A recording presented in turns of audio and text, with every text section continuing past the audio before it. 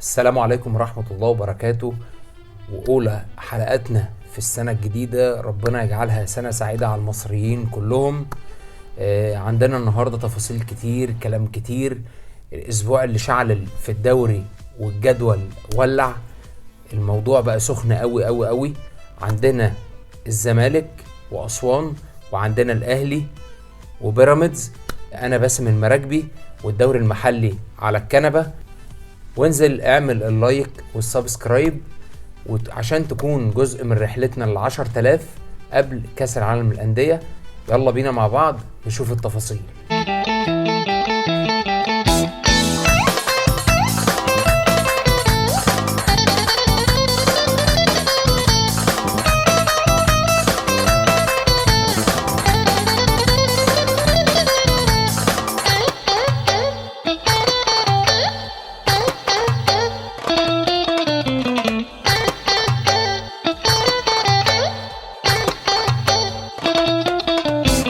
عندنا ماتش كان جامد جدا، كله إثارة، كله حماس، كله سرعات، كل حاجة ببعضها. كان عندنا أسوان والزمالك في استاد أسوان. كان ماتش ممتع جدا جدا جدا، استمتعنا بيه واتفرجنا على كورة، وشفنا ان الفرقة على ملعبها ما بتخافش من اسم الزمالك ولاعيبة الزمالك وتيشيرت الزمالك. لا، كان ماتش خلاف كل التوقعات. لا، فرقة منظمة. أسوان فعلا فرقة منظمة، فرقة عندها حماس، فرقة عندها الرغبة انها تكسب على ملعبها. استغلت الملعب، استغل وجود جمهوره، استغل كل حاجة. كابتن أيمن الرمادي بدأ الماتش بخطة 4-3-3. ما خافش من الزمالك، قال لك لا، انا راجل هأمن دفاعاتي كويس، هأمن نص ملعبي، هزود الحتة الهجومية وابدأ على الزمالك الضغط من اول الماتش. ده اللي حصل في اول الماتش بالظبط. اول ما بدأ الكابتن امين عمر صفر ببداية الماتش، بدأ يقابل الزمالك في نص ملعبه. اللي الزمالك فعلا كان في اول ربع ساعة ما كانش لسه دخل الاستاد، او كان القطر لسه بتاع الزمالك ما وصلش لملعب أسوان. شفنا هجوم جامد جدا من فريق أسوان، بداية من نص الملعب في التلت الهجومي لفريق أسوان. كان ضاغط فعلا على المدافعين. الزمالك ما بدأش يدخل الجيم في أول 4 دقايق، ضربة ركنية. ودايما عندنا مشكلة في المدافعين وتمركز المدافعين، دي كرة ثابتة يعني. برضه هنبدأ نتكلم فيها تاني، ان المفروض كل مان مع مان، ده مسؤول مني، انا مسؤول من كذا. خلاص كل واحد ماسك كرة، اتلعبت ضربة ركنية على القايم القريب وهدف من النيران الصديقة. ودي لتاني مرة، الماتش اللي فات احمد فتوح والنهاردة محمد عبد الغني. نقول بقى ان اسوان لا رجعت، لا كان في قلب وفي جرأة على الزمالك انا ما شفتهاش من فرقة. يعني برضو احنا لما نيجي مع فرق الامكانيات والخبرات والكلام ده كله، لا هنقول ان فرقة جابت جون هتبدأ ترجع شوية نوعا ما. لا، في اصرار، في هجمات شرسة جدا على الزمالك. يعني الزمالك يعني يحمد ربنا ان هو طلع الشوط الاول مغلوب 2-0 بس. يعني القايم الشمال لمحمد عواد شايل جونين مؤكدين، خلاف كرة من هنا وكرة من هنا. لا، في حتة بقى غريبة جدا في تشكيل الزمالك. انت راجل النهاردة بتبدأ فيريرا، بتلعب ماتش زي ده، ماتش كله سرعات. انا استغربت لوجود شيكابالا في التشكيل، مع احترامي لشيكابالا. شيكابالا خلاص، يعني احنا ممكن الزمالك يكون بيحتاجه في وقت معين في الماتش، انما في ماتشات معينة ما ينفعش يبدأ فيها من البداية. الماتش كله سرعات، الماتش كله ضغط، الماتش كله حماس. فرقة عندها حماس قوي جدا. الزمالك نزل الماتش استهون او استقل بالخصم. في الكورة لازم تحترم الخصم. أسوان احترمت الزمالك، عشان كده عملت عليه ماتش اكتر من رائع. كل الناس استمتعت بالماتش. لعيبة الزمالك نازلة بتقول انا هكسب، يعني انا في اي وقت هكسب أسوان في السهل الممتنع. يعني خلاص انا هكسب أسوان عادي. لا، أسوان فاجئ الدنيا كلها. لا، انا فرقة جامدة. زي ما الناس كانت وقفت واعترضت على هيثم عرابي، لا انا النهاردة عايز اقول كلمتين 2. هيثم عرابي ليه الفضل بعد ربنا في الفرقة دي. هو اللي جاب لعيبة فعلا، اكتشف لعيبة كويسة جدا. هيثم عرابي عينه كويسة، يعني جايب لعيبه فري للفرقه، ما كلفتهمش كتير. يعني احمد بن حج لعيب عالي جدا جدا جدا. ايفونا ايفونا ما اشتركش النهارده، برضو راس الحربه الخطير جدا جدا اللي عمل خطوره جدا على الزمالك. والمهاجم ديلسون كاموني، ده مهاجم فعلا، خطاف هجام شرس فعلا في منطقه الجزاء وبره منطقه الجزاء. في مشكله كانت في الزمالك وهي الثلاثه بتوع نص الملعب. انت يا فريرا بتلعب بثلاثه نص ملعب، بس لازم يكون فيهم لعيب متاخر سنه. مين اللي هيقطع الهجمه؟ مين اللي هيفسد الهجمه؟ كنا بنشوف الاول طارق حامد ايام ما كان موجود في الزمالك، لا كان بيكافح على كل كوره، بيعطل الهجمه. كان بيبقى معاه فرجاني ساسي هو اللي بيلعب الحته الهجوميه، كان بياخد راحته في نص الملعب، وكان طارق حامد واقف وراه اي هجمه ستوب، يعمل عليها ضغطه، يعمل تاكلينج، المهم يعطل اللعب. لان النهارده الثلاثه اللي بيلعبوا في نص ملعب الزمالك هم ستايل واحد، وهو الستايل الهجومي. عمرو السيسي وامام عاشور، وطبعا دونجا اللي المفروض اساسا دوره هو الدور الدفاعي.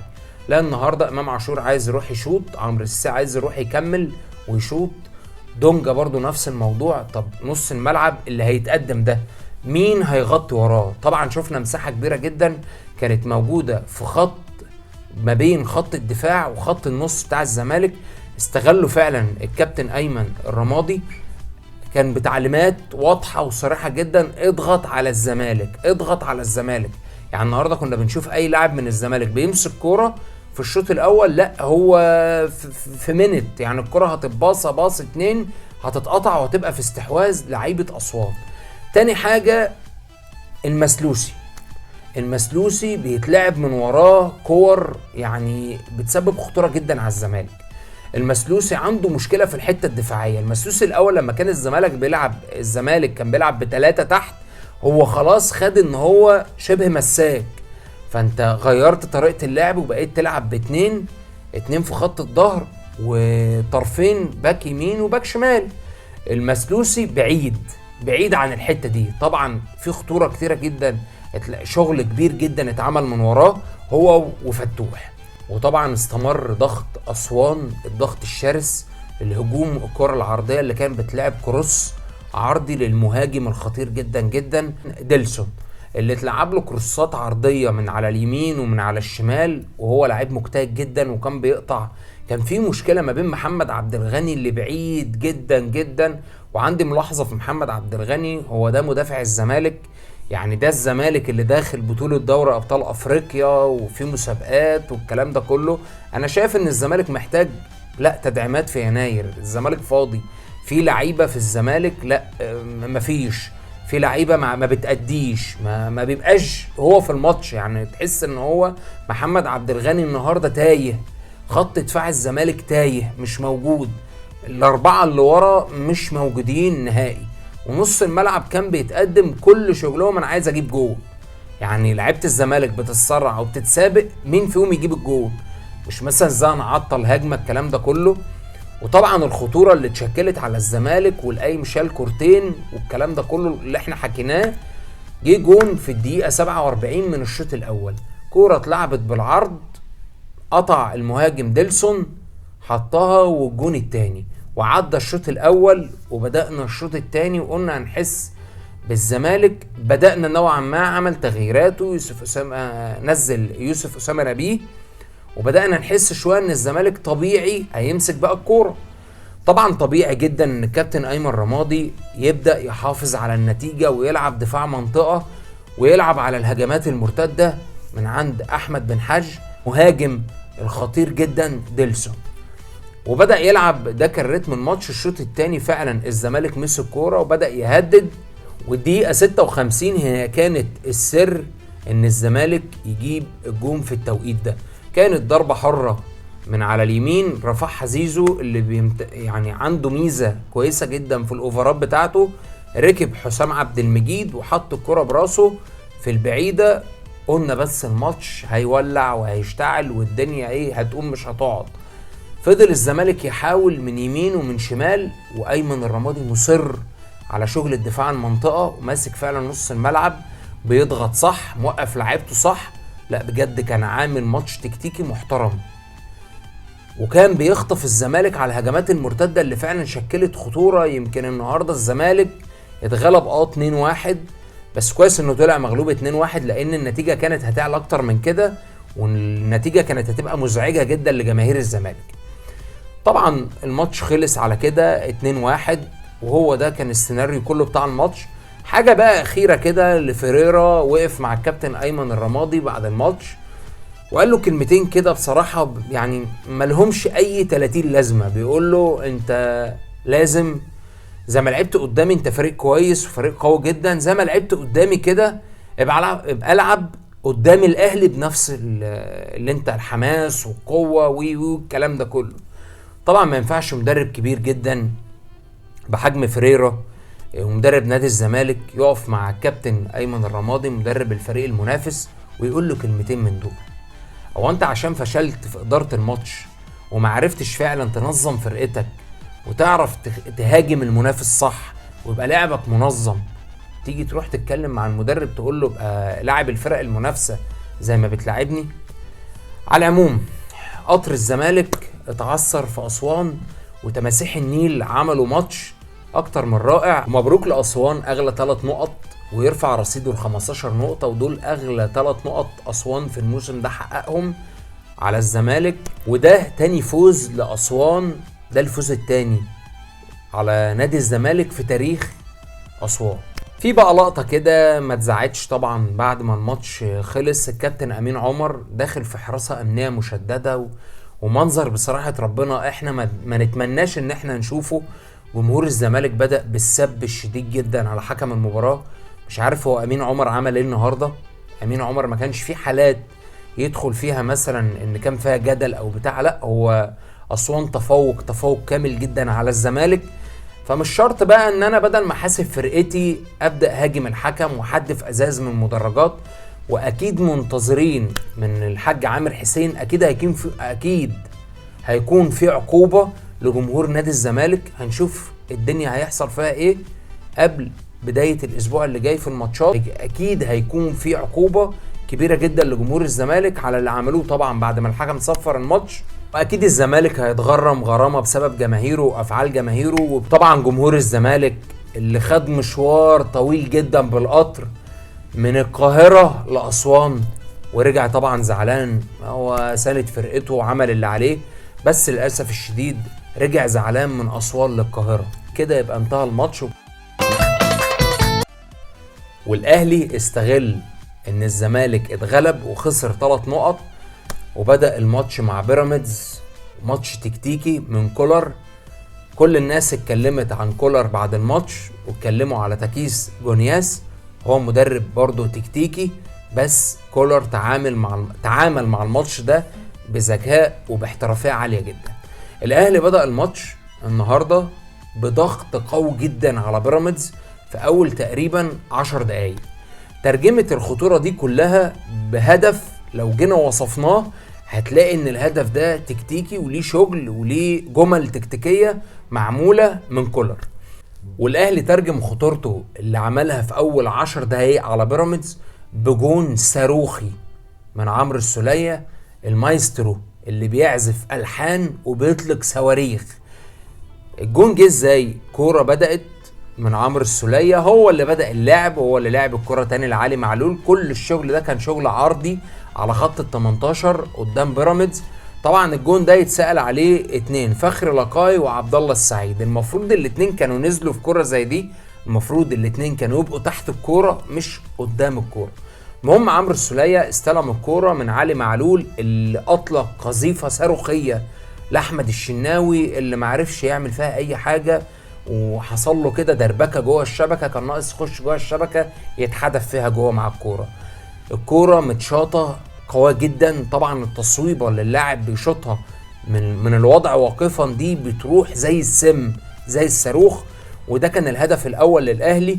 طبعا الكل جه بقى شاف حاجه غريبه جدا حصلت، ان لعيبه الاهلي تراجعت في بقيه الشوط من بعد تقريبا الدقيقه 18 بعد ما الاهلي جاب الجون. الاهلي تراجع، بدأ يحافظ على النتيجة. الاهلي خايف انه معلش يخش فيه جون التعادل ونبدأ بقى سيناريو زي الماتشات اللي فاتت وهيبقى مشكله كبيره جدا، والماتش هيتكلبش وهيقفش. الاهلي حافظ الشوط الاول، بدأ بيراميدز يمسك كوره. المدير الفني تاكيس كونياس طبعا احنا عارفين طريقته من ايام ما كان في وادي دجله، بيحب اللعب يبدأ من تحت، وعنده استعداد يوصل ل100 باص لحد ما يوصل للمرمى المنافس. طبعا بيراميدز حاول في كور كتير، اتألق محمد الشناوي في كوره من رمضان صبحي. طبعا الاهلي عمل شوط اول، جاب الجون، خطف الجون، وقال لك اما ارجع اعمل دفاع منطقه حافظ على الجون بتاعي، وبعد كده العب على الهجمات المرتده، ونخش الشوط الثاني نشوف هيبقى السيناريو ماشي ازاي.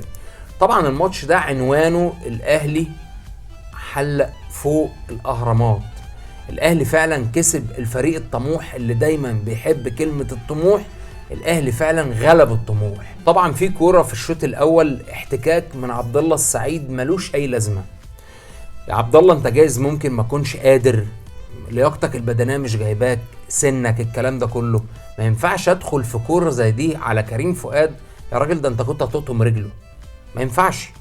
وطبعا الحكم ما اتدخلش في كوره زي دي، ولا الفار اتدخل في كوره زي دي، مع ان فيها تعمد الايذاء، داخل بالستارز في رجل اللاعب قصد عن عمد، ان هو خلاص انا هدغدغك، يعني انت بقى اصغر مني وهتقعد تجري مني والكلام ده، لا تعالى اما اخبطك خبطه عشان اطلعك بره. ونزل مكانه حسين الشحات اللي عمل مباراه قويه جدا. طبعا انا بحب اشيد جدا باللاعب محمد هاني. ناس كتير كانت زي ما احنا بنقف وبنتكلم وبنقول الاداء وحش والكلام ده، لازم اللاعب ياخد حقه لما فعلا يثبت نفسه ويعمل ماتشات قويه جدا. لا محمد هاني بيستمر في ارتفاع المستوى، لا محمد هاني غير. محمد هاني بيدافع كويس، بيهاجم كويس، بياخد التايم كويس في التدخل على الكوره، فلازم نشكره ونقول له استمر كمان وكمان، واعلى كمان وكمان. وجمهور الاهلي اللي هو اكبر جمهور في مصر، الجمهور فعلا اللي ساند فرقته، الجمهور اللي وقف في المدرج من الدقيقه الاولى للدقيقه 90، حماس وتشجيع وروح ما شفناهاش قبل كده. لا جمهور الاهلي فعلا بيساند فرقته، جمهور الاهلي بيبان في الازمات. طبعا الشوط الاول انتهى باستحواذ بيراميدز. الاستحواذ مش مقياس في الكوره، الاستحواذ مش مقياس. انا ممكن يكون انا كمدرب مثلا او كولر قال لك بيراميدز انا هسيب له الكوره يعمل كل اللي هو عايزه، وانا هلعب بمبدأ اخطف واجري، وده كان عنوان الماتش النهارده. هو فعلا الاهلي عمل في بيراميدز كده، البيراميدز مسك الكوره وعمل كل حاجه في الكوره، وانا استناك تجيلي وانا اخطف واجري. الاهلي طبعا كان محتاج يرتب الدنيا شويه عشان ينزل الشوط الثاني، يبدا بقى يبني اللعب، يبدا بدل ما يفقد الكوره كتير لو يلعب الكور طويله والكلام ده كله. لا الاهلي نظم لعبه، خرج شادي حسين ونزل محمد شريف اللي فعلا عمل خطوره جدا من ساعه ما نزل، اتحرك في ظهر المدافعين، عمل ارتباك للمدافعين بسرعاته، وبدأ الاهلي يغير رتم الماتش اللي لعبه الشوط الاول، والاهلي بدأ يلعب شوط تاني مختلف تماما. طبعا برضو مسك الكرة بيراميدز كان معتاد، كان كولر سايب لهم الاستحواذ، سايب لهم الكرة، وبدأ الاهلي يلعب على الخطفات او الهجمات المرتدة، بيعتمد على سرعات حسين الشحات من ناحية اليمين، محمد شريف المخيف اللي النهاردة فعلا اتحرك ورا المدافعين، عمل ارتباك، عمل حركة، عمل قلق فعلا ومشكلة جدا لدفاعات بيراميدز. وجت ضربة ركنية في الدقيقة 69 لعريس الليلة المايسترو عمرو السولية. ضربة ركنية اتلعبت من مستر اسيست علي معلول، اسرع ديليفري في مصر، لعب الكرة بالعرض، قام جاي حاططها من مرة واحدة ابو ليلى الهداف المايسترو. والهدف الثاني للاهلي. بدأ الماتش ارتبك خلاص، بيراميدز بدأ يتسرع، شفنا رمضان صبحي بدأ يخش في كرات تاكلينج، في شحن، خلاص اللعيبه بتاعه بيراميدز فقدت اعصابها، خلاص انا مغلوب، انا ماسك كوره وكل حاجه، والاهلي لحد دلوقتي غالبني 2-0، طب انا هعمل ايه؟ طب انا هغير الريتم ازاي؟ تاكيس جونياس دخل ابراهيم عادل اللي مفيش اي خطوره حصلت من بيراميدز. بيراميدز ماسك كوره وكل حاجه، بس مش عارف يترجم على الاهلي هجمه ما بين الثلاث خشبات. بعد الهدف الثاني لعمرو السولية بدأ الاهلي يعمل ماتش تاني بقى مختلف. الاهلي هو بقى اللي امتلك الكوره، مسك نص الملعب، بدأ يوزع اللعب يمين وشمال وشكل خطورة جدا على بيراميدز. خلاص خطورة بيراميدز قلت، النفسية عند لعيبة بيراميدز خلاص وقعت، العامل البدني خلاص بدأ ينزل، خلاص مفيش، الاهلي كسبان 2-0، بدأ يسيطر على رتم الماتش. وفي الدقيقة 93 الخطير حسين الشحات من ناحية اليمين اتلعبت له كورة من إليو ديانج، فبيلعبها بالعرض، غيرت اتجاهها وراحت لأحمد الشناوي، والهدف الثالث للأهلي في الدقيقة 93. لا زي ما احنا الماتشات اللي فاتت كنا بنتكلم عن هبوط المستوى، لا الأهلي الماتش ده عمل ماتش قوي جدا، فبنتمنى ان المستوى ده هو اللي يكمل مع الأهلي بقية الماتشات اللي جايه في البطولات اللي جايه ان شاء الله. وبكده يرتفع رصيد الاهلي ل 27 نقطة، والنسر الاهلاوي يحلق في بداية جدول الدوري من فوق، والزمالك في المركز الثاني برصيد 24 نقطة. كده اتكلمنا عن كل حاجة، عن ماتش الزمالك واسوان، واتكلمنا عن ماتش الاهلي وبيراميدز. ولو بتحب الدوري الانجليزي والكرة السخنة في الدوري الانجليزي، تابع الفيديوهات اللي فاتت والفيديوهات اللي جاية مع الكابتن حازم البيومي، ويلا سلام.